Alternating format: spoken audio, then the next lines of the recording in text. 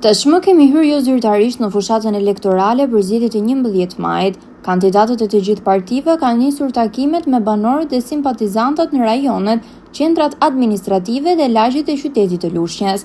Qëndresa e radhës së kandidatit të Partisë Socialiste në listën e hapur, zotit Elton Koreshi, ishte në lagjen Skënder Libohova të rajonit numër 3 në qytet.